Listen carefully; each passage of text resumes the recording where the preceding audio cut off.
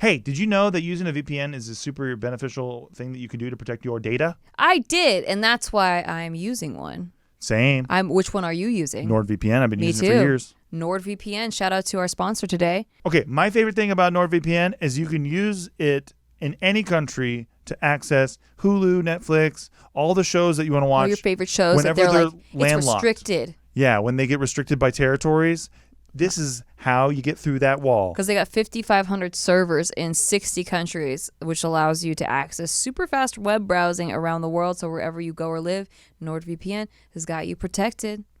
They got an extension for Chrome browsers, which is user-friendly. Hello? So you can get 68% off NordVPN, only $3.71 a month. Plus, you get an additional month free at nordvpn.com/STDTY and use the coupon code STDTY. Boom. There it is. Little tip for you. Hello, and welcome to the Shit What They Do Not Tell You About podcast. On. My name is Steve Greene. Come on. What? Say our actual podcast I did. name. This is not our podcast name. This show is the Someone's show gonna- where we tell you all the shit that you wish that you knew already. Someone's gonna start a podcast called "That the Shit That They Don't Tell You," and then you're gonna plug them every time. Well, I don't want to do that. I want to plug a chief competitor. Yeah, exactly. You know I don't want to do that. So say our actual podcast name. Well, I just did. And so welcome to the show, everybody. Today we are talking about my favorite subject. Nikki got to talk about Eminem. You guys all remember that classic episode. You didn't even ask me how I'm doing. How are you doing today, Nikki? You know, I'm good. I got life insurance today. Yeah, that was a weird thing. Getting life insurance is weird out there, folks. Don't get life insurance. It It's feels really too weird. It just feels like the only time I hear life insurance getting brought up is like where they're investigating and like a spouse killed their spouse because they wanted to collect on the life insurance. Like it felt weird asking you to get life insurance. Like, hey, you want to sign this? By the way, speaking of that, so the guy told me on the phone, he's like, so just so you know, he's like, after we hang up the phone right now, he's like, your policy is active because like $34 or whatever that we pay initially means that the plan goes into like activation mode. Yeah. So if I was to die, like even like an hour later or something, Yeah, like you get paid out. oh hell yeah. So he said that, and I was like, what the fuck? Oh yeah, like I am covered in the event that if anything were to happen Well, to ditto you. to you, pal. So True. It's How do you know I signed? We're at the How standoff do you know here. I signed? I saw you sign. I stood over your shoulder as you did it. Didn't see shit. As you e-signed it. E-signing is the true. biggest weird thing now. It is weird. Isn't that weird? But it just sucks, you're paying for something that you don't get to enjoy together. Like we're not putting it into a pile for a sick ass vacation. No. Like in the event of something horrific that I don't want to ever have happen, Yeah. you get paid for it. Either I die and you get money, hooray for Devastating. you, or I get money but I don't have you in my life anymore. Devastating. No thanks all around. Why It's- it sucks. It It sucks. sucks. So let's talk about What would Batman. you do? Let's talk about what you would do with the money. I would probably pay $300,000. I think. Is Yeah, what he it's said. not even enough to cover our mortgage. It's like, yeah, I know. So really it's just a padding there that's like, okay, I probably won't be able to gather my emotions enough to work Yeah. for however many months. I don't know. I'm a pretty emotional person. Like I lost my headphones this morning and pretty much did had a you? tantrum. Yeah, so losing my husband, you need to multiply that times at least 10, at least. At least 10. At least Thank you very 10. much. You stormed through the house today, rumbling down the hallways Yeah. like a fucking bear. I was upset. You know what it is, folks? She wanted to be able to meditate, and she did. was not able to meditate, and so she becomes a rage monster. I spent instead. 20 minutes trying to find my headphones so I could meditate because I knew I was stressed out. Yeah. And then it just further stressed me out. Then I was like ultra stressed out. And by that point, once I reach a certain peak madness, I just get sad. Well, I encountered you at peak madness Yeah. before sadness set in. And actually, I have to say, to your great credit, you became kind of a fun sad. I always do. Well, not always. Oh, Sometimes okay. you're a don't even talk to me, don't even breathe sad. That's still, I'm mad. Well, right. Oh, true. You're right. Yeah. I'm always a fun sad because I think crying's a little silly. Like I'm always like, what are you crying about? Yeah. And also that I can't control it. Like I can't control my physical tears. Yeah. Sometimes I don't even feel those emotions anymore, but the physical tears won't stop going. That's true. So I have to be like, this is silly. Well, I got you to laugh a little bit, and then I was like, oh, okay, I can survive this car ride over to shit. Then I'll tell you. How'd you make me laugh? We were walking, and we were talking about how we fucked last night or something. I don't remember what it was. Oh, yeah, that is funny. It's pretty silly. It was funny, yeah. You laughed. Pretty silly at that it. you- And, that we- and I thought about it, and I was like, "That's too bad that she laughed at that." But oh well, at least I got a laugh out of it. No, I was picturing you naked. Oh, that's what it was. Yeah. Okay, that makes It's sense. funny. It is pretty funny. pretty I've seen it. So today, speaking of To be being nudity, naked? Mm. you know what I'm saying? Batman nude? No, Batman's not nude. Oh, well, I don't get it.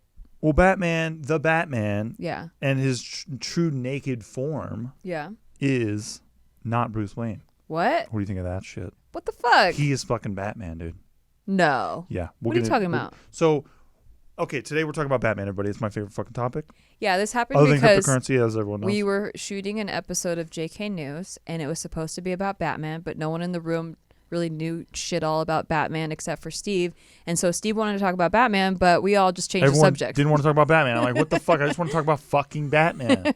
Like, god damn it. So we're sometimes. giving him his Batman episode, people. Don't fight this. It's happening. How can you change the subject from Batman even? Because we don't know enough about it. So it's like, But how about asking questions about it? Because it's a huge thing that everyone fucking is interested in. because I feel like I kind of get it. Like, I get the concept. I'm like, okay, he's a guy. He's hella rich. He wants to. He's mad at all the crime happening in the town, and so he has a superhero costume that he put gadgets on, and he finds bad guys. and- Partially true. yeah. Okay, but let me take you through He Batman. has a really cool car. So I have been a fan of Batman. Listen, I'd sleep with him if I wasn't married. Thank you, Nikki. Just Well put. out of all the superheroes, I probably am the most attracted to Batman. Why? Well, he's like kind of gritty, you know. He's like, you know, like kind of rugged. Yeah. And he has a chip on his shoulder for Yeah, whatever he reason. does. I don't know why. He's like so filthy fucking rich, but Tony Stark is rich, but he's kind of Goofy. and he's kind of like too cocky. Like he's too Yeah. braggy about it. Yeah. And I need like Tony Stark doesn't have enough of a chip on his shoulder. He just like had He enough. actually does, but Well, it's okay. I've never seen it. Tony Stark is a fucking copy of Bruce Wayne, bro. I don't see it. Yeah. Like during the Marvel DC wars, which are still happening, obviously, but when all this stuff was first coming out, DC like had a whole bunch of characters, like obviously Superman, Batman, Wonder Woman, Aquaman's. yeah. Marvel kind of copied like the main ones, right? Like Batman was Iron Man was the copy. Yeah. Aquaman, this guy named Submariner. Yeah. Yeah, right. Never yeah. heard of that guy. Yeah. Nobody. His name's Namor the Submariner. He sounds like a fisherman. He does, doesn't he? It's not a good name. Like I am the Submariner. I'm Submariner. I can fucking. What do you want on your sub? You want mayo? You want spicy meatballs? Like that's what it No, sounds that like. guy's too silly. Get him out of Yeah, here. right. He looks silly too. He's just wearing green underwear, Oh. and he's underwater, and he's got like elf shoes sometimes. So we did the bare minimum of trying to copy Aquaman. Yeah. It was like, well, Aquaman's first costume is lazy as fuck too. He had a orange shirt and green pants. Okay. He looks like half Robin Hood or some shit. Yeah. it's that's pretty not- weird. That's not a good look. It's not a good look. If you go back to the Super Friends days, Yeah. of like the I think it was like a 1960s cartoon. Mhm. You're talking Batman, Superman, Aquaman's, all these guys teamed up together. The Wonder Twins, one of the lamest duos ever. Is that was that what SNL made fun of? Yes, Okay, gotcha. that was the ambiguously gay duo. Yeah. The Wonder Twins was like even the animations are so close to that. But Mm. so if you go back to that, like I said, the Super Friends, that's like the first encounter that I had with all of them together, like Batman, Superman, Wonder Woman, all that shit. And I remember being like, this is so lame as a kid. Mm. But I remember getting to watch a couple years later the Adam West 1960s Batman Love show. Adam West Batman. Let me tell you something. That show is comedically hilarious. Mm-hmm. Like it is perfectly written, perfectly performed, acted. They even got all the TV stars at the time to do cameos where Batman and Robin would be like climbing up the building, which is them just walking, right? And they just turn the camera on the side. Yeah. And then they open somebody open the window and they're like, who's that out there? And they open the window and it's like Bob Hope. And he's like, hey, Batman, what are you doing out here? And he's like, hey, Bob. Yeah, no, just Penguin's up there. It's like I'm not even kidding. That's great. Kind of. I watched it when I was a kid, so I didn't get all the jokes. I didn't either. I didn't either. I had to rewatch it to see all that stuff, and obviously watching clips on YouTube helps too. But so that show is, I would say, one of the first iterations of Batman that I encountered that was not the Michael Keaton Batman, which is my first ever actual Batman experience. That's where you fell in love. Absolutely. I was 4 years old. Yeah. It was 1989. I was taken to the theater. I still remember to this day being in the theater at 4 years old watching that movie. And then I remember afterward, my dad took me to a costume shop in the mall that we were at, and he bought me like this little Batman cape because I thought Batman was so sick after this shit. And if you look back at that movie, the Jack Nicholson Joker, like they had Harvey Dent was played by Billy D. Williams from Star Wars. He's Lando Calrissian's. Mm-hmm. It was a boring fucking movie. Like they had political talk about the mayor and like wanting to do a 100-year Gotham City celebration, how they're gonna cancel the parade and shit. It was like fucking boring shit. Probably that might have been what stimulated adults at that time. I have no idea. Maybe. I don't even think it stimulated people. I think that everyone was just waiting for more Batman stuff. I see. Because even rewatching that as a kid, I would just fast forward to all that shit and just find all the Batman scenes. Yeah, I think I would get bored by. Oh my God, when you hear dramas. this guy talking about Grissom and, oh yeah, we're gonna have parades on the mall, you'll see, and all, and everyone's just like, this is so boring. And even just Jack Nicholson in that role before he's Joker, he's just like this like wise guy. It was probably a lot gangster. of exposition. It's too much. The writers put in. Too much. I love the film now because I have nostalgic qualities in it. And honestly, there's some really good shit in there too. Like Jack Nicholson's Joker was very dark, and like that was the first iteration of Batman that was like gritty and kind of serious. Where at the time, all pop culture had was this Batman that was Adam West. Right. And so, yes, there's comic books like Frank Miller brought The Dark Knight Returns, which is a brilliant book, graphic novel, where it's about Batman coming back, and they almost treat it like he's addicted to being Batman, which is super interesting. Mm-hmm. Like he stopped being Batman for like 10 years, and then he's basically haunted by this shadow that he created, and that's not leaving him alone, which is super interesting. Those are the kind of guys I fall for. That's why I'm like, I get it. Yeah. Yeah, it's hot. It's like, you're like, you got this tough guy thing, but like, you got some issues, man. See? You got some issues. So that's Bruce Wayne at his core, right? Is there's so many iterations, but my favorite version of him is that guy who he basically, and there's this cool thing too, and this is my extra nerd coming out, but there's this really cool thing where I think they did this in a couple comic books, but they also did it in this show called Batman the Animated Series, which I was super into as a kid because it was like a real, like gritty for the time, and especially for the I used to age watch group. that.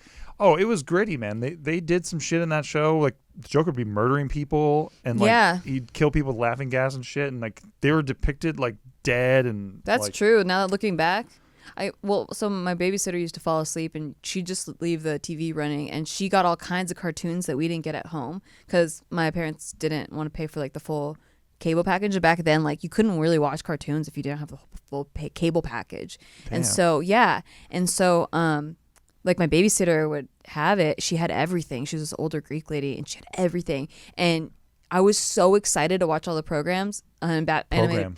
Animated Batman was one of them. Yeah. And she saw how excited I was and how I didn't get to watch those at home. So she would videotape, like she'd take a VHS tape and she would record all the days worth of programs, and she would give me the tape, and I got to like watch cartoons at home. That's cute. Isn't that cute? My grandpa did that for me, actually. He recorded Batman for me. Yeah. And he even put the Batman symbol on the tape. Yeah, which is pretty cool. That's cute. So yeah, he gave that to me because my parents were like, he's obsessed with fucking That's Batman. So sweet. I was obsessed with two things as a kid: Batman and Ghostbusters. Aww. Nonstop. So there's this episode. I don't remember. I think it's later in the series, but I remember there was this great episode where they're talking to Bruce Wayne about being Batman because he's talking to somebody who knows he's Batman, and they're basically like, well, you know, when you're talking to yourself, like, what do you call yourself? And he basically is like, I call myself Batman. Like, he doesn't see himself as Bruce Wait, Wayne. was it a therapist? No, it was this guy named Terry McGinnis who became Batman in the future in the show called Batman Beyond that came out way later. But it was done by the same team that did Batman the Animated Series. So hold on. Yeah. Maybe I'm dumb. Okay, you are dumb though. Yeah, pretty much. Yeah. I kind of like spaced out. I was thinking about how many issues Batman has, but Okay, it's really turning you on all these issues. yeah. I Like get it. I'm like, dang, he's got this dark secrets and I stuff. couldn't beat up Batman. This sucks. Anyway, so I know it's true. So Terry, what's his face? McGinnis. Okay, so he is Batman in the future. In the future, yeah. And he comes back to visit Bruce Wayne. No, he meets Bruce Wayne, but I mean, we're getting way ahead of ourselves here, young lady. Oh, he becomes a different Batman. He becomes a different Batman, but he is tutored by the OG Batman, Bruce Wayne. So he found a. He stumbled on the cave. He's not a time. It's not a time machine thing. It's just like he's a young new Batman, and then he's it's like 2015 or some Batman shit. apprentice. He's Batman Beyond. He's an apprentice. Okay. Yeah. He learns all the shit, and then he goes and starts his own Batman. No, he uses all the old shit, but he uses new tech that Bruce Wayne invented. Sounds like what happens in the tech industry. Yeah, that's for sure. So, except he doesn't have to compete with China. Yeah. So if Bruce Wayne had to do that, he'd be pissed. But new Batman sounds like he is China. he is China. Yeah. Yeah, exactly. But I gotta say, he does it right. That shit works. Like, Okay. his rocket boots work. Fucking. That's tight. Yeah, it's pretty tight. Is Bruce Wayne sad about it? Bruce Wayne's always sad. True. Yeah, he's just sad all the time in general. That's true. And he has a dog. And I bet I could fix him. Shut the fuck I up. bet I could make him happy. Bruce Wayne would fucking crack under your pressure, dude. He's already had to deal with Joker and all these fuckers. You'd have to save me. Fuck this angle. Okay, so Bruce Wayne sees himself as the Batman, okay?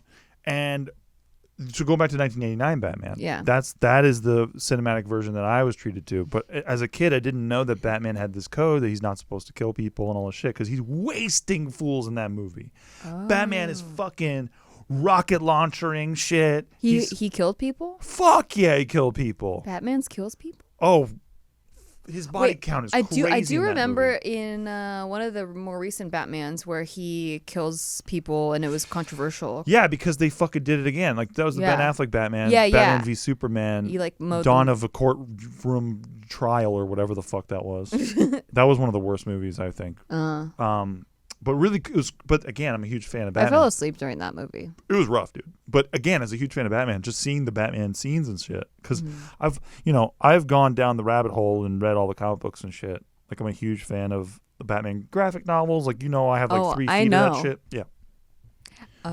So when you see it though, when you get to see it like on film, it's how you imagine it. It's pretty cool. That's cool. Even the shittiest Batman movies like Batman and Robin and all this stuff. Yeah. It's just still cool. It's the equivalent of like the Game of Thrones nerds, like when they read all the books and then you get to see it, or Harry Potter or whatever. I remember having that feeling with Harry Potter, but it's never quite as good as how you picture it in your head. No, not exactly. But I gotta say that watching that warehouse fight scene in Batman v Superman was one of the sickest Batman things I've seen. That was the one good thing where about they're that like, movie for me. Martha. Yeah. Well, this is just after that happened. When he's like, I'm gonna help you out, Superman. Like, we bros now. Oh, okay. Yeah. So there's 1999 Batman, then there's 1992 Batman because 3 years happened, and then they did Batman Returns, which I think is better than Batman, the 1989 version, where they killed the Joker, which sucks because that's one of the best characters for Batman. Mm-hmm. Is Batman versus Joker, and there's this sort of inevitability where they're always going to be battling one another, and there's never peace. There's always conflict between those two, and like the Joker sort of completes Batman's sentences and shit in a way. Yeah, it's like what Batman could have been. Well, yeah, but basically the idea, there's this guy named Alan Moore who is a fucking genius, and he wrote this novel that I think I had you read a couple years ago called The Killing Joke. Did I ever have you read that? No. Oh, I want you to. Okay. But it's called The Killing Joke, and basically it's about how Joker and Batman are going to be doing this forever because they're like an unstoppable force meets an immovable object, like Christopher Nolan did in The Dark Knight. Like, they're always going to be doing this because Batman will never kill Joker, and Joker will never kill Batman because he loves the war. Like he finds it all so entertaining. I see. And he also just would love to get Batman to fucking laugh. And like, cause his whole thing is, and this is what makes Batman so cool too, is I think his villains are just as interesting as the main character. Yeah. Like his rogues gallery, they call it. You got Joker, who is basically saying like, he's a guy who went insane. His origin story is kind of all over the place because many people have done it different ways, but he's a guy, basically a normal guy who one day went insane after his wife gets killed. And like, I think they were like, there's some versions where he was going to have a baby or they had a baby. Oh, well, that's not the most recent Joker movie. There No, was no it's wife not. or babies. No, it's not. There's, like I said, there's many iterations. Okay, of this. got it. But in the Killing Joke, That's so confusing. it is. But in the Killing Joke, I don't even know if he had a kid in that one even. But he was this guy who I think he had a wife, and then a bunch of gangsters basically made him do these crimes as this character called the Red Hood, and he was pushed too hard. And the idea is that he became insane because he was just a guy who had a bad day. And so he just decided that like to fuck all the order in the world that was keeping him stressed and like anxiety So ridden. that part stayed. Yeah, that's pretty consistent Yeah. with the character, right? And so I love how the Killing Joke depicts that version of Joker. I think that's the perfect Joker. And but there's always a through line, right? Like that's how what made Batman still relevant now. Like I just went to Google Trends today. You can search Iron Man, you can search Avengers, you can search Spider-Man, but against Batman, it's not even close. Like the search terms are so much higher for Batman because I think that he just connects with more people. I know he connected more with me as a kid. Like I loved Superman and Spider-Man like a little bit, but Batman always just felt like it was possible. And maybe that's because we all live in a capitalist system where we all feel like one day we'll be millionaires and all this shit. Yeah. And so you're like, well, if I was there, I could probably be Batman too. But you're still not happy. Well, no shit. Yeah. And neither's Batman, dude. Exactly. But he's almost the modern day Robin Hood, where he's a rich guy who's giving back in a way that is to actually make a difference. Yeah. Which I think is super cool too. But then 1992 happens. Batman Returns. Mm-hmm. Is that the Clooney one? That's not the Clooney one. That's Keaton still with Christopher Walken as this like he's trying to do a power plant. I have no fucking clue why they did that. He's like, a power plant is my legacy. He's like, I need this power plant. And like basically the idea was that it wasn't a power plant. It was actually going to suck all the power up or something. They dropped the fucking storyline halfway through the movie. They completely just dropped it. They're like, fuck this power line shit. I don't know. It was just an opportunity to get Bruce Wayne close to Catwoman, I guess, because she was out of costume and he was out of costume. And so Michelle Pfeiffer and Keaton were able to have more scenes that way. I have no clue. I see. But there was a controversy at the time because Danny DeVito played a very scary penguin. For a kids-ish movie. Oh, yeah. Really they weren't, when he ate the fish. He bit the guy's nose. Yeah. Remember that scene? Yeah. So McDonald's at the same year. It was really scary. McDonald's had a toy line coming out with Batman Returns. It was all these Batman Returns toys that come with your Happy Meal and shit. And so moms were fucking freaking out because they're taking their kids and they're getting these toys and they're taking their kids and they're seeing how fucked up this movie is. And like at the end, Penguin dies and like black blood is coming out of his fucking nose underwater. And I remember that. It was dark shit. But I think that's why as a kid I fucking loved it because kids are darker than we give them credit for. Like moms and dads always go like, oh, they shouldn't be watching this shit. But kids are like, oh, you made it cooler. You just made it 10 times cooler. So Batman Returns, I think, is my favorite of that era. Yeah. Batman movies, because then Batman Forever came out. I think that movie pretty much sucks. As a kid, I thought it was the coolest Batman movie I ever saw. Batman had nipples for some reason. Jim Carrey was Riddler. Jim Carrey was Riddler, and he was just basically Jim Carrey wearing yeah, a Riddler like costume. we were addicted to Jim Carrey at that time. You can't really explain it unless you lived during that time, but we were all addicted to Jim Carrey. Like 100%. Everybody I knew was he like couldn't miss. No, like he did The Mask, and then he did He would did do Ace Ventura, and then The Mask, and then Liar. Well, Batman was before Batman Liar. was, yeah. Yeah, and so when he was playing Riddler, it was just another Jim Carrey movie we got to see. Yeah. And he did Dumb and Dumber, I think, in that zone too. Yeah. It was just all like one after another, and everybody just wanted. We could not get enough of Jim Carrey. But I gotta say, because as much as Jim Carrey, I think went nuts. Yeah. Because dude, Did you watch that Man on the Moon documentary? I didn't watch it. No. I used to worship Jim Carrey until I saw this shit. Really? Yeah. Guy's a fucking nutter, bro. I just don't like it when they become full of themselves. Yeah. And he basically, he thought he was such a sick actor, and then he was channeling Kaufman so hard that he sat in a room with his daughter. Yeah. And like talked about it, like he gave her a chance to say goodbye to her father. And I'm like, bro. Ooh.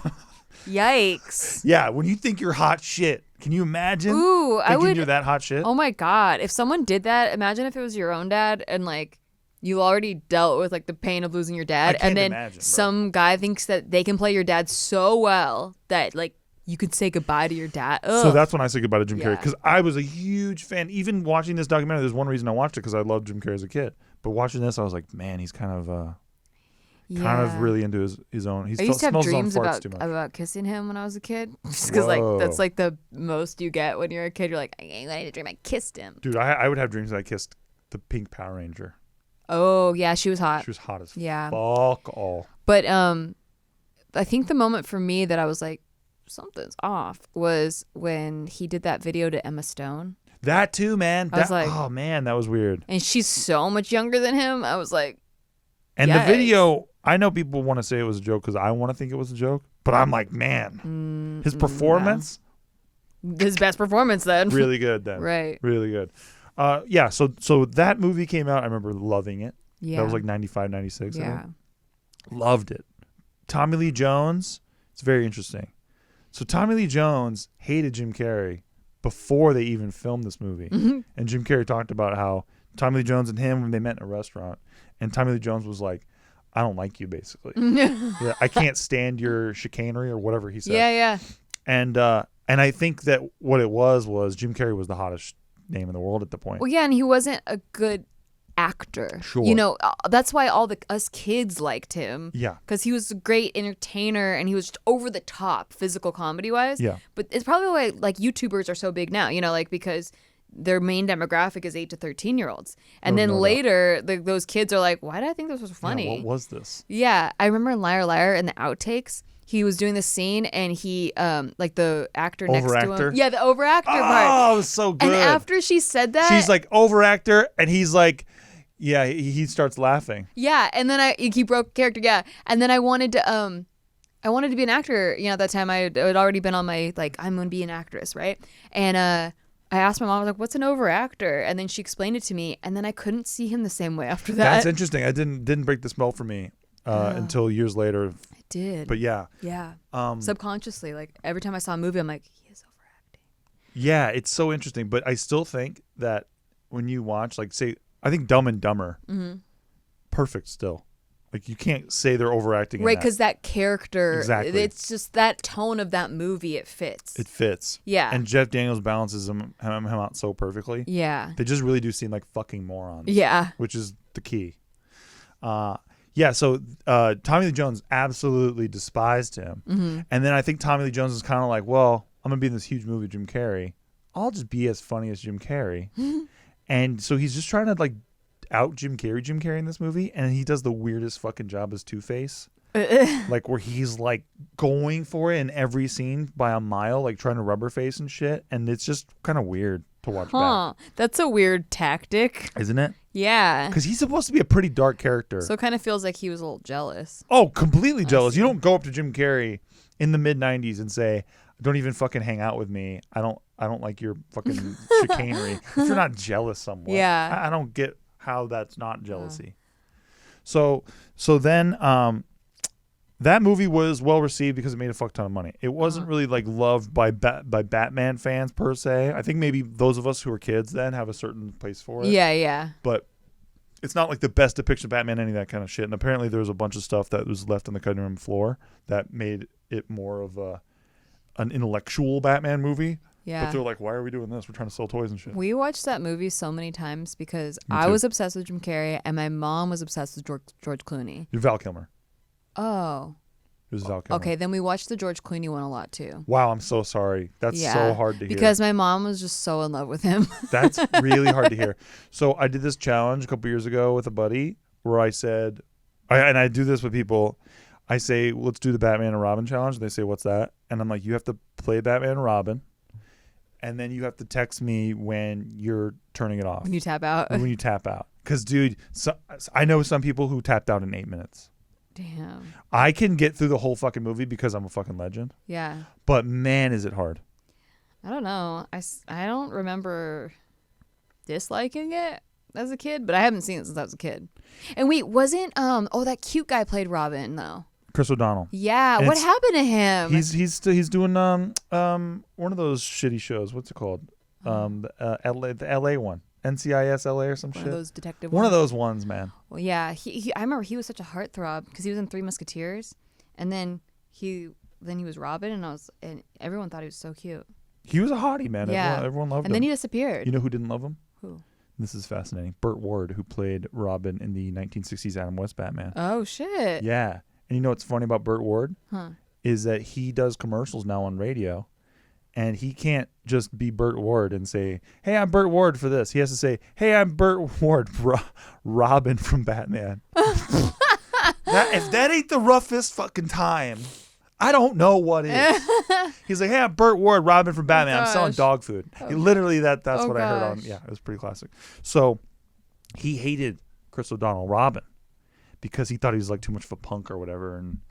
But I'm like, bro, you fucking wore underwear and like. Yeah. And all he does, Burt Ward, in all these old Batman interviews and shit is talk about how his shorts were too small because he got a big dick. Like, that's what a little man Burt Ward is. Yeah. He was definitely jealous. Definitely jealous, dude. So, I mean, look at Adam West, dude. He's a fucking legend. Yeah. When he died, like, they fucking had the bat signal out and shit. Do you remember when Adam West played himself in Family Guy? Dude, he played himself in everything. It was so fucking funny, though. It was. He played himself in Batman, bro. But, like, he was, like, making fun of himself. It was great. It was so good. He was the mayor in Family Guy. Yeah, and he would just, like, he was a mayor that was obsessed with himself. It was great. He'd be like, Adam West. Adam West? Am I Adam West? He was like an insane mayor. He was great. So, we're going to take a little break. And when we return, we're going to talk about the crashing and burning of Batman and the renewal of The Dark Knight. Oh. When we come back. Oh, that was a good pitch. Thank you very much. Did you work on that log line for a while? Yeah. Tight. It paid off. Thank you. Yeah. And we'll be right back on the show with that they do not tell you. Someone's got to start that podcast. Wanted to give a shout out to our sponsor today, NordVPN. I love VPN. Me too. I love privacy. Mm-hmm. And I love knowing that when me and Nikki are holed up in Canada or another country and we want to watch Shark Tank, and or for some some other reason show. Hulu doesn't let you because it's territory locked, I can plug in my freaking NordVPN. Yeah, and NordVPN hosts more than 5,500 servers in 60 countries, allowing users to access super fast web browsing around the world. So wherever you go or live, NordVPN has you protected. And if you have any questions or concerns about the product, you won't. By the way, I've had none. But they have 24-hour customer service. I like people not knowing what I've been looking at. Like whatever I want to look at, that's my business. If I want to look at 5 Marshall Mathers fan sites, I'm gonna do that with. That's not your business. Exactly right. And people like to say, "Well, what do you have to hide?" It's not about what I have to hide. It's about that data is mine. It's the principle. It's mine. It's the principle. You can't have my data. NordVPN has an extension for Chrome browsers, which is user friendly from the first click. It's like you don't even have to. Like, you got to be a dummy not to know how to do that. Yeah. Yeah. They also have a strict no logs policy. I love this. So that means they never track, collect, or share your data, period. Your business is your business. And it's compatible with almost every operating system, like Windows, Mac, Linux. Yeah, if you're on Linux. Probably not, though. iOS and Android. Yeah. They provide unlimited bandwidth and an automatic kill switch. Boom. P2P sharing is allowed, and NordVPN provides double data encryption for increased anonymity. You can browse the web in private because NordVPN prevents data logging. So get 68% off NordVPN, only $3.71 per month. Plus, you get an additional month free at nordvpn.com/STDTY or use coupon code STDTY. Do that. Do it. Do it. We love it. We'll know if you don't because we can see. We won't know because we can't see. If you use the VPN. Yeah, you got to be on the VPN, though. But if you don't, we'll know. We will 100% know we're watching you. Welcome back. To the Shit They Don't Tell You podcast. Thank you, Nikki. And so, continuing from where we were, there's a little movie that we were just discussing called Batman and Robin. Now, when Batman and Robin came out, this was also directed by Joel Schumacher, the director of Batman Forever.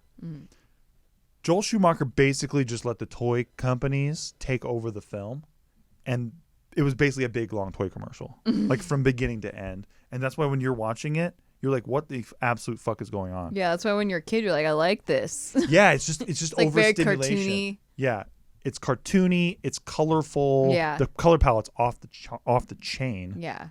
And if you remember, Uma Thurman was Poison Ivy in that film. I do remember. She was hot as fuck. She was very hot. Arnold Schwarzenegger was Ice Guy. Mr. Freeze. Mr. Freeze. Ice Guy, you're a real fan. Jeez. Iceman. Not Iceman. The original Iceman. Definitely not that. So that movie was incredibly panned at the box office. Like, it didn't even make that much money. It's still a Batman movie, made like $120 million, which is pretty good. But it cost way more to market it, way more to make it. Yeah. So Warner Brothers took Batman, put it on a shelf for a while. And they're basically like, we're not going to touch this property for a sec because the backlash was pretty hard. Yeah. And that was the George Clooney Batman. George Clooney's mugging the whole time. And George Clooney, to this day, to his eternal credit, I'm a fan of the Cloon. Yeah. Because he did a tequila company, sold it for $1 billion. And I'm like, fucking good for you. Hell yeah. To this day, he will, if you go up to him on the street and you're like, dude, what the fuck? What was that Batman movie, man? I paid like $20. He will open his wallet and hand you $20. Which is pretty cool. That's great. I think that's fucking cool. I really like that. Yeah, that made me really like George Clooney. And I was a fan of George Clooney since Three Kings. That movie's fucking tight. I didn't see that movie. But it's fun to shit on George Clooney and call him the Cloon, too. Sure. It's very fun. Because he's such a handsome man. He is. But, okay, so Batman's on a shelf. Yeah. Several iterations of a potential Batman movie and a Justice League movie started to happen. Like, they were swirling for a couple years. This guy named Darren Aronofsky. Oh, yeah, yeah. He's a very famous director. He was going to do a Batman year one, they were saying. He was going to like take it over. There was also talks that George Miller, the guy who did Mad Max, was going to do a Justice League. And he was going to cast Arnie Hammer, who played the twins in Social Network, as the Batman. And they actually got pretty close. They were doing pre-production, like they were pretty much about to get greenlit, and then they just scrapped the whole fucking thing. Whoa! So Arnie Hammer got the call. They're like, "You're Batman." Oh shit! Like the life-changing call, and then they're like, "Never mind." Why do they do that? Isn't that wild? It's crazy how much that happens. You just don't know, because sometimes like some exec somewhere gets fired, and then somebody else comes in, like, "Never mind this shit. I want to put my fingerprints all over it." You know what drives me crazy is that there are so many actors that almost had their big break like that we'll never know. We'll never know their names, but they were this close to being like a household name. You know who was one of those names, actually, that I thought oh man, too bad for the guy. Henry Cavill. Oh, really? Henry Cavill he was this close, razor close, to being cast as James Bond before Daniel Craig got the part. He was like in the final like 3. But then he became Superman. No, exactly. But but for all he knows, he's like, "Oh, I'm fucked." Yeah, true. I was this close to being James Bond. It would have been on Easy Street USA. Oh, damn. You know what I mean? But then, yeah, he did luck out and got a major franchise too. Because fortunately, if you look like James Bond, you probably look like Superman. Yeah, have you that's noticed? True. Well, not the James Bond they cast. What's his name? Craig, yeah. He's a blondie, and yeah, he's kind of. He's older. More rugged. Yeah. Yeah, he doesn't look like that guy. That's what they were going for. They kind of wanted to go back to the original Ian Fleming novel version of. Steve's also a huge James Bond fan. I am indeed. So this is like opening up a whole new. If you guys want to do a whole episode on that, let's stick to Batman for now. Okay. I was really intrigued by this pitch. Come on. Okay, so Arnie Hammer is not Batman. Yeah. The George Miller version does not happen, which is crazy sad because that guy's a genius. And if you ever saw Mad Max, the recent one, fucking A is that movie. I wonder why it didn't happen. You never know. The producers are Warner Brothers is kind of crazy, like with the way that a lot of stuff gets rolled out by them. So, Christopher Nolan steps in, right? Yeah. And Christopher Nolan had just come off he did Memento, and he did this movie with Al Pacino that I fucking love called Insomnia. With Robin Williams and Al Pacino. Fucking great movie. I will Highly. End you. What is it? The one where Robin Williams does a serious role. Yeah, what does he say though? Is it the I Will End You one? No. I don't think so, but I love that you tried it. I did try it. You're like, Robin Williams says that in one movie. I just can't remember which movie. I hope you're right and I'm wrong. What movie? Tell me in the comments. He goes, I will end you. And he like has the guy in a chokehold. Could be. That sounds right to me. Was it Al Pacino in a chokehold? No. All right. It was a kid. Oh, maybe not kid, but like a young. Great fucking movie. A good twist. Not the most Nolan-y twist in that movie, but a really good. I thought it was really interesting the way that movie is. So Yeah. Nolan coming off of those two things, they're like, hey, you want to take a shot at Batman? He pitches Batman Begins, an earlier version where we see how Bruce Wayne becomes Batman, which is what Michael Keaton pitched before Batman Forever. He's like, why don't we go back to the roots of this character and kind of figure out, what made him Batman in the first place. And Warner Brothers was like, hey, go fuck yourself. We're trying to make a toy commercial over here, pal. Because of the backlash from the McDonald's incident. They wanted to make Batman Forever brighter and lighter and all this shit. And so Tim Burton's listed as a producer, but he didn't do fuck all for that movie. That makes sense. He didn't direct it. Yeah. He didn't do anything for it. He's like, fuck this shit. Yeah. So they kept some of the touches that he had of his Gotham, but they put neon all over it. Yeah. So then, so now Nolan comes in. He does Batman Begins. Batman doesn't even show up on screen for 45 minutes Whoa. when you watch that movie, which is shit. bold. It's pretty bold. Yeah. Because you're like, I paid to see the Batman. Yeah, I mean, nobody at that point had done anything like that before. Yeah. Like you're supposed to front load those characters and get that shit moving. I mean, I will say, Batman 1989. It starts with Batman, where he's on the roof and he's like, "What are you?" And then he's like, "I'm Batman," before he fucking jumps off the roof. But after that, you don't see Batman for like a half hour. Oh. But still, you got to see him quick. Yeah. So Batman Begins happens. They got that Katie Holmes in there. They got that Christian Bale in there. Christian Bale was like probably the best performance of Batman to date. Like he was very good, obviously, but he had his silly Batman voice, which is very funny. I don't think anyone got into that really. That's like what I remember about him. Which I mean, like, good for you, actor's choice. But Batman, when he yells, shouldn't have like this. He has kind of this underlisp because he has an accent. Bale. Oh, right. So he's trying to do an American accent and yell, which, by the way, doing an accent and yelling is two very hard things to do. Uh-huh. So he's like doing that shit, and I'm like, he has this like underlisp if you listen to it sometimes. Oh. It's pretty interesting. I didn't catch that. But that's just not that scary. It just sounds like a guy who's trying to sound scary. Yeah. Exactly. So, but that one did well. It didn't do crazy well. And actually, after that, this movie called Superman Returns came out, like within a year, I think.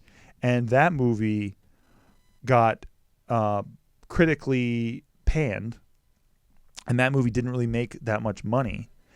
But Batman Begins was a critical darling, and it didn't make that much money either. But it made enough where the Warner Brothers was like, we'll give you a sequel because people liked it. Yeah. They responded really well to it. So then, if you remember at the end of Batman Begins, they had the Joker card. So everyone's like, oh shit, who's going to be the fucking Joker? And then everyone hears it's going to be fucking Heath Ledger.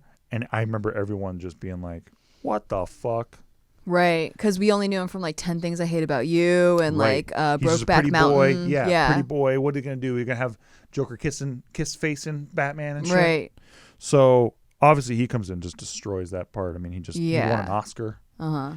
Posthumously, but he probably would have won anyway because he was just so damn good. Yeah. It was like a cultural thing. Like he created this character that people are doing impressions of and shit. Yeah. So, and what was great about that movie, I remember watching that movie. I was sitting with Horton, actually. We were watching it together. And I remember several times during that movie turning to him being like, holy shit. Because we just couldn't believe that this movie was this sick. Because like, Batman is the way the movie opens is kind of like a Heat opening. Like if you've seen the movie Heat with Al Pacino and Robert De Niro, it's like a direct homage to the way that the Heat opens. With another thing that Steve's obsessed with. Fucking love Heat. Could talk about it all day. Yeah. So, I love how passionate you are about movies. I don't think there's ever been a movie where I turned to the person next to me like, holy shit, this movie's so good. It might have been just me to him the whole time. Sure. Frankly. I think, fan. when you're a fan of like you've been a longtime fan since you were a kid of these comic books and then seeing it come to life in such a good way, I definitely, I can get that. It mixed several understand. things for me because there's this book called The Long Halloween that I'm a huge fan of. It's a Batman book. And it's a graphic novel. It's like a bigger boy than most of the Batman books, but it's really good. So Nolan took elements from like all of these great comics that I love, and even this one that's really old that I read when I was a kid. I used to have this Batman book of old Batman comics so that you could reread them, and you don't need to buy the expensive comic. Yeah. And there's this really good storyline that always was my favorite, where Joker is targeting all the richest socialites in Gotham, and he basically sends them this thing that says you're going to die within 24 hours. Yikes. And then they basically batten down the hatches around this person, and somehow Joker gets to them every time. Like, even when they fill the room with cops, they do all this shit, lock it down, like all this shit, Joker still gets to him. Dang. It's really sick. So they kind of did that story, which is like, you have to really know your Batman. Yeah. They kind of did a little bit of that with this, where Joker's threatening people, and then they're kind of trying to protect them, and then he still kills the mayor and all that kind of shit. It's fucking dope, dude. Yeah. So I remember leaving The Dark Knight and being like, that's the best fucking movie I've seen in 10 years, and that's the best fucking Batman movie ever made. And I think it still is to this day, because I think that the way that they depicted the inevitability, like I was talking about earlier, of the Joker-Batman relationship and how they're always going to be at war with each other. Is that the one where they say you either die a hero or you live long enough to become the villain? Yeah. That's what Harvey Dent says. Yeah. Yeah. It's a good quote. Good, very quotable movie. It's great. I also like the quote in Batman. There was one that's like, this is the hero the city deserves, or something like that. Same movie. Yeah. Yeah. He's the good lines. He's not the hero we need. He's the hero we need, not the one we deserve. See, that's the one that I'm like, chip on the shoulder, where I'm like, oh yeah, I'm like, dang, he's like doing it because he has a purpose. Like, it's like he's pulled, this is like his soul's mission. And that's what's so cool about Batman. That's one of my favorite things about him, is that he is obsessed with, there's a duality, right? So his parents were murdered. Everyone's seen that 5 million times, guys. Can we stop doing that on film yet? We're Holy done. fuck, guys. How many pearls have had to hit the ground on a movie set? With a, you know what I'm saying? They're like, hey, hose the ground down again. We're doing pearls again. Holy shit, slow guys. motion pearls. We're sick of it.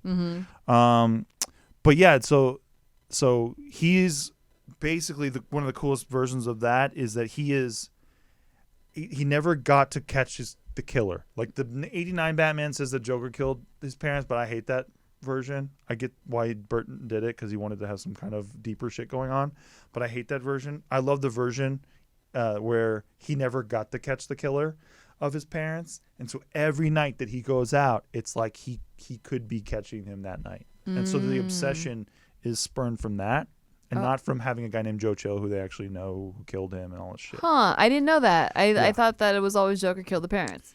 No, that was the Burton version. There's a comic version which they did in Batman Begins, where Joe Chill kills Batman's parents. But I think that sucks. I thought it was really cool done on film and all that stuff. I just think that takes away from what I love so much about the character. But that's just my own stupid version. I like that. I like what you love about the character too. Yeah. Like how it's like he doesn't know who killed his parents, so like each bad guy he catches could have been the one. It's so cool. Yeah, I like that. I love that. So and they did a lot of that in the animated series, but they ended up doing some of that Joe Chill stuff there too. But I don't know. I love that shit. And then they do The Dark Knight Rises, which I thought was not the best Batman movie, but it was still better than most of them. But that was the one with Bane. You could barely fucking understand him. Oh, right. Tom Hardy. It kind of dragged in some places for me. And they kind of did this storyline from the comic books called No Man's Land, where the city, there's a huge cataclysmic earthquake, and the city, like, Gotham's all fucked up and stuff, and then all these like factions of criminals come and they lead the city. They run the city now, and they kind of did that with this, where Bane like starts an insurrection and Gotham's like torn apart and cordoned off because there's a bomb in the city, and if anybody goes past this certain line, they'll blow the bomb. So they kind of did that here, which is kind of okay, but I just didn't think it was. I wanted to see what was going to happen next with the Joker. Because they set that up so well. And the end of that Dark Knight, they're like, we're going to be doing this forever. And then because Ledger dies, Nolan doesn't want to recast Joker. Right. Which sucks, man, because man, was that interesting. I know.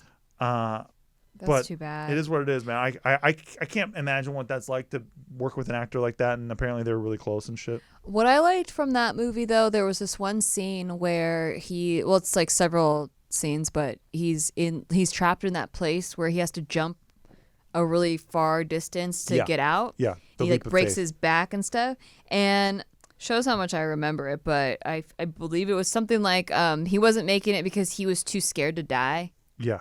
And then like once he like released that fear, exactly, he like was able to make it. Yeah, that was tight. I'm like, yeah, you can't be scared. You can't live like you're scared to die. It was tight. Yeah. But I gotta say, my biggest gripe with that movie is the third act, the war in the streets. It just looks like a bunch of extras fighting each other. I don't remember. They shot that in Chicago in the summer. Mm-hmm. Everyone's wearing like heavy clothing because it's supposed to be cold. Winter. Yeah. And they're blowing fake snow out there. And I just think they should have waited for fucking winter because it just looks like a bunch of people wearing heavy coats in the summer, and like Batman and Bane are barely fighting each other because you can tell it's probably just like a pain in the ass to shoot this shit. And they probably only had a couple takes of it because they had so many fucking extras on screen. Yeah. But the punches don't really land well, and I don't know, it just doesn't seem like they're actually fighting each other. It seems more like a choreographed dance. I see. Which I just thought was a little whack. Yeah. Because the way they set that up was like, man, Bane breaks Batman's back. Fucking love that. That's from this book called Nightfall. This Batman book called Nightfall, where Bane breaks Batman's back. And finally, they depicted Bane, because in Batman and Robin, if you remember with George Clooney, they had Bane, but he's like, Bane! And he can't even talk, and he's like the dumbest fuck ever, which is not Bane from the comics. Bane from the comics is like a genius. Like he methodically breaks Batman's back, but he breaks Batman's spirit too by just exhausting the fuck out of him and having all of the Rogues Gallery, like all of Batman's enemies, attack him on the same night, and just from many different angles, and like attacking the Bat family and all this cool shit. So by the end of it, Batman's just fucking exhausted, and that's how Bane breaks his back. Like, I just wish having known that backstory and having seen that movie, I just expected so much more. I see. Whereas with The Dark Knight, I wasn't going in with those kinds of standards. You know what I'm saying? Yeah. So I think that I kind of juiced it up a little too hard. I see. Probably. But still, I don't know. I just wasn't the most satisfied by that movie. I thought the ending was tight. Yeah. Where they kill the legend or whatever, but then Joseph Gordon-Levitt, I guess, is going to take over. Like, I thought that was pretty cool. I thought that was a good out. Well, he's going to take over what? Take over the Batman part. Joseph Gordon-Levitt. I thought it was supposed to be Robert Pattinson. Well, no. That was the end of the Nolan Batman. Oh, gotcha. And then obviously Affleck got cast after that. They weren't going to make one with Joseph Gordon-Levitt, but the idea is that in that universe, Joseph Gordon-Levitt's still out there as Batman right now. I see. Yeah. But so then they cast Ben Affleck, and I think that he dunks it. I think he does a really good job as Batman. Mm-hmm. I think that he didn't get great writing, he didn't get great directing. I know everyone can't wait for the Nolan verse and all this or the Snyder verse, fucking release the Snyder cut, all this shit. But man, who doesn't remember Batman v Superman being a dog shit movie? Yeah. And I saw that fucking Zack Snyder movie about the chicks on the train. Did you ever see that movie called Sucker Punch? Oh, the one with Harley Quinn? No, but she could have been a dead ringer. Oh, that movie was one of the worst fucking movies I ever watched in my whole life. Okay. So I don't want to see the Snyder cut. But I am a fan, so I'll probably watch it. What do you think about isn't Jared Leto he was the Joker. The Joker, yeah. Yeah. But nobody really liked him as Joker. Right. But he was like kind of sad about it because he didn't get like a chance. So apparently they shot a fuck ton of footage for Suicide Squad with Leto as Joker, but then they ended up cutting all of it for some reason. But honestly, sad, but it's really sad. Well, and there was a huge buildup to that too, because pretentious actors like setting these things up wise, Leto was sending people like dead animals and shit. Oh. Castmates. Or he sent not dead animal. He sent them a rat or something. He gave Margot Robbie a rat, and like he just kept on doing weird shit, like fucking nailing shoes to walls and shit. And people were just like, I guess he's preparing for the role. But then he's in the movie for 10 minutes. Right. So they built it up with that, and like Leto's like gone super method, and like the guy is living as the Joker right now, and whatever. That's even funny. Writing letters to mayors like, I'm gonna kill you or whatever. Yeah. And then he's in the movie for 8 minutes and everyone hates it. So that's just hysterical. Oh, it's like one of those those stories of just someone that wants it too bad. Yeah. You want it too bad. Well, and I happen to know, I'm not going to say who, but I know someone who really helped Jared Leto win that Oscar. And he was actually like one of the people who was help coaching him on set. And Jared Leto did not thank him when he won the Oscar. Oh shit. And so I think that this person probably feels very satisfied by everyone shitting all over his performance as Joker, because I think after that, Leto's like, I fucking got this. I'm a fucking sick actor. Yeah. And then, you know, obviously everyone's like, please never do this again. Wait, how do you win the Oscar? Just because this person helped him? Well, no. But they were part of it. Like, obviously, Jared Leto won the Oscar and like acted for the 8 minutes he was in Batman. No. He won an Oscar for Dallas Buyers Club. Oh, right. Yeah, where he played Yeah. He had like I think he had AIDS or something. Yeah. He did. Yeah, so he was really good in that movie. But I just happen to know somebody who helped him with that, and I know that he didn't thank this person. I see. And I just think, this person didn't even tell me that they were glad.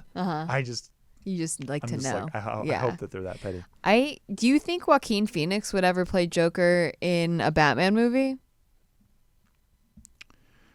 I think that would be the sickest fucking shit. That would be so sick, because I think everybody pretty much agrees that since Heath Ledger, that's been the best Joker not even close iteration. God, I love that movie too. It's a great movie. It's a good movie. He just did it so well. Yeah, he really elevated the material. Not that it wasn't good material, but he was. I mean, when you put that guy in anything, you put him in a fucking car commercial, and I'm probably interested. I just like related hard to him. Yeah, he was great. Yeah, and that scene too, where if you haven't seen the movie, I'll just get to the heart of why I like this scene. There's a scene earlier in the movie where they basically say that he got tied to a radiator and whipped as a kid, and a radiator is obviously like very hot. Yeah. And then there's a scene where he takes everything out of his fridge and he just goes inside the fridge, like where it's obviously very cold, which I thought was like, damn, that's pretty good. I didn't even catch that. Isn't that great? Yeah. Because like his safe place is the opposite. I just fucking love that movie. That's great. Yeah. That makes it even better. Yeah. So, and that's what I like about when somebody's writing something really well. Yeah. And like doing something very well. You just show it, you don't tell it, like that's the saying. But I just think that did that so well. But yeah, that was a really great Joker, and I would love to see him against a Batman. But it's so hard to imagine a Batman of equal interest for what they did there. You know what I'm saying? Yeah. I don't even know who the fuck they'd cast. It'd have to be the same guy almost. Right. Like I almost think the only person who could have done the most interesting Batman is like maybe a Jake Gyllenhaal. You know, I think he could maybe do something like that because he's fucking amazing. Which is interesting because Maggie Gyllenhaal was cast to replace Katie Holmes. And you know what?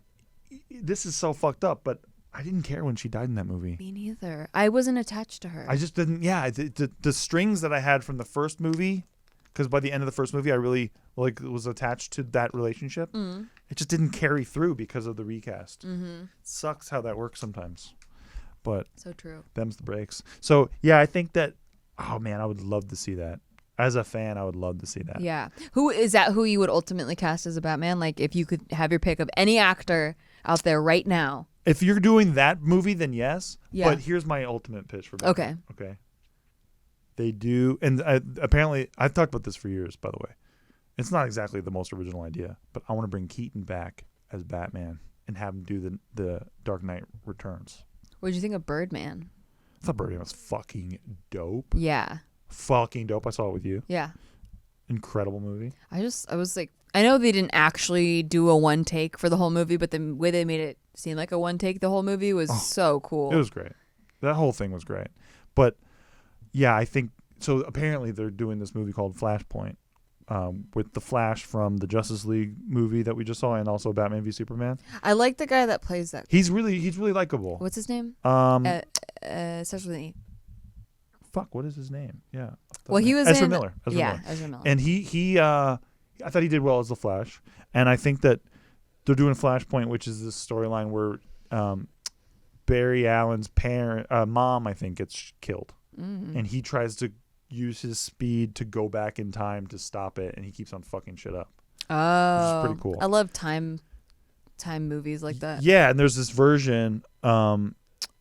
There's many versions of the DC universe. Like there are multiple Earths, and so there's Earth 1, Earth 2, Earth 3, and so the cool thing about this movie is apparently they're bringing back Keaton as Batman for one of the versions that Barry Allen visits. Oh. So he's gonna go to multiple. That's Earths, cool. And Affleck's gonna be Batman in one of them. He's coming back, and then Keaton's gonna be Batman in one of them. And apparently they have some kind of significance to the story. It's very early. So. That's cool. It's gonna be cool. When is Robert Pattinson Batman? So that one's coming out next year, and that one's unrelated.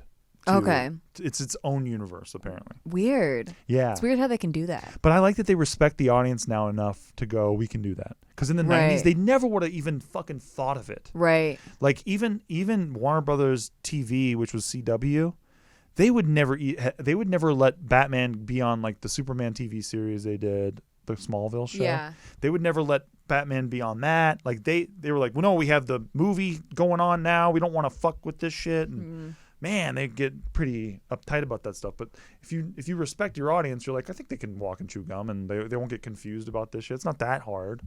But a lot of people, if you go on Google though, sometimes it's like you look up Robert Pattinson Batman, people are still confused. I'm very confused. I get it. So I get it. But the fans are the real fans. Real fans, yeah. Like if you're a comic book person, for sure.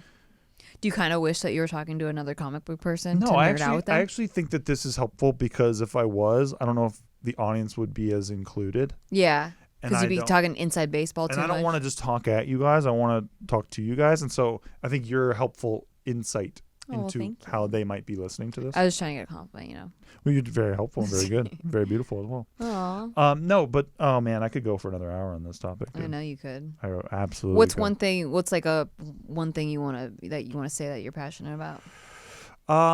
That since you don't have an hour. Well, I think that Batman survived this long. Yeah. The reason why he's still as wildly popular as he is because is the Spider-Man reason, right? Like, why does everyone love Spider-Man? Because everyone feels like they relate to him in some way. And I just think that everybody, even if you don't have the most fucked up story or, your parents weren't murdered in front of you as a kid. Yeah. I just think that everyone kind of has a chip on their shoulder about something, and they want to channel that into something productive in a way that can help people. And I think that that's what people love about Batman. That's what I love about him. Yeah. So, and it's about, your own demons. And if you can, like, if you have the strength to control your demons and to use them to enact good in the world, then I think that that's what makes people go, that's fucking cool. Because we all have our issues. But if you don't know where to channel your shit, that can suck. I can help them. Apparently, you're very into that. I could heal. Podcast at Nikki Limo for that, apparently. I'm not looking anymore. I'm married, guys. But exactly. Back in my heydays, I could fix all of you. Just kidding. So that's it today, folks. If you have any Batman questions, you can send them to podcast at Nikki.Limo. We love to answer all your cues. And they don't just have to be about relationships, though we love that too. Yes. I couldn't really answer your Batman cues, but there is an expert on set. Can I ask you a question? Yes. In final analysis. Yes. What is your favorite Batmobile? Oh, I never really looked at the Batmobile. Everyone has a favorite Batmobile. Not really though, because a car is a car to me. So what the fuck? It's a Batmobile though. When you see a Batmobile, you're driving down the street, you see fucking Jeff Dunham's Batmobile. You're like, what the fuck? Okay, describe the ones to me. Okay, there's 1989 Batmobile. Yeah, what does that one look like? That one's the black one with it's like almost looks like a Corvette body kind of. Yeah, I like that. Yeah, with the wings on the back. Okay, I like that. Okay, then there's the Adam West Batman one, which has the two bubbles and it has this police siren in the middle of it. Yeah, not that one. Okay, it's pretty classic though. Yeah. Then you got the Batman Forever one, the kind of lit up blue neon. It had like neon gills on the side for some reason. It was like a fucking fish. Okay. But it was pretty sick looking. Okay. And it had bat wheels on it that lit up too. And then there's the that's cool, but it's not legal to do that. Thank you. I agree completely. It's not street safe. Yeah. So then there's the there's the Clooney Mobile, which was convertible. Oh. It had no protection for Batman whatsoever. But it looked sick. It looked sick, and it was perfect for toys. You don't need to worry about a hatch. Yeah, you just drop the toy right in the fucking chair. Right. Then you got Batman v Superman Batmobile. Which looks, or no, you have the Tumbler. Nolan you have one. the Nolan one, the Tumbler. Yeah, the Tumbler one was cool, but it was confusing to me. So it's just a tank. Well, because I was like, how does he control it, really? Not well. Apparently they had some issues with that on set. Yeah, so I think I like the Corvette-looking one. Well, what about the Batman v Superman one? I'm Which kidding. one? I'm kidding. It had like a gun in the middle of it. It wasn't that iconic. No, Yeah. I just don't want to like threaten people. I love the utility of the tank version because apparently they actually built that car that could actually do those jumps and like perform all those stunts, which is super cool. That's really cool. But I love the 1989 one. I think I just like so Batman as a character, what I like about him is that he slips into the night. You know, he's like kind of mysterious and like he like is discreet. So like the Batmobile, I just want to be equally as like where'd it go? You know, like discreet. Like not make it a big scene everywhere. I don't want flashy lights. I don't want a big old tank. Flashy lights. Get that tank out of here. Yeah, get that tank. I just want like, you know, like when you see a black metal credit card and it's got like no design on it. Sick. And you're like, holy shit, what's in, like what's the limit on this card? Yeah. Like it just is like none. mysterious, right? And so discreet. Yeah. So I like that about the Batman and I want his car to match that. So I like the one that's just like right into the Batcave, like just like you don't even know where it went. Just slid right in there. I have to say, I love the way that you just put that. It was very cute. But literally what you described happened in Batman Begins with the tank, where he turns the lights off and then the police chopper's like, where the fuck did he go? But the tank is so... It's very big. It didn't happen for long, by the way. I need it to be sleek and chic. I get it. You need to be sleek, chic. Not clunky. You need some sexy lines on that I don't thing. like the clunkiness. Yeah. I just don't like noise. You won't like Batmobiles then, you fucking weirdo. What? There's the sleek one that's like They always quiet. got a rocket jet on it or some shit, a rocket engine. What's the one that's like longer? The animated series one? Maybe, The yeah. animated series one was a long boy, Yeah, for maybe sure. that's what I was thinking of. He was a rectangle boy. Yeah. It's okay. So- There you go. I just want, like, He rumbled, though. I need to be quiet. Okay, well, there you go, folks. Hopefully we get a quiet Batmobile. We're Bruce starting the Wayne petition. is good at tech. He can figure out how to make a quiet Batmobile. Even the new one with the Pattinson one. Mm-hmm. In the trailer. Pattinson. Yeah, Pattinson.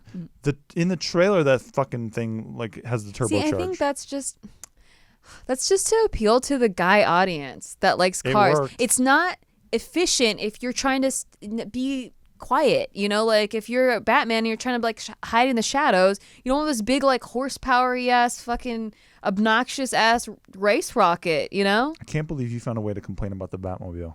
Well, you asked. You can really complain You about asked anything. me a question. You are truly my wife. Because I can complain about fucking anything too. I never even thought to complain about the Batmobile. That never even occurred It's to too me. loud. When guys think that their car is going to impress a chick and it's like loud as fuck, Well, that sucks, yeah.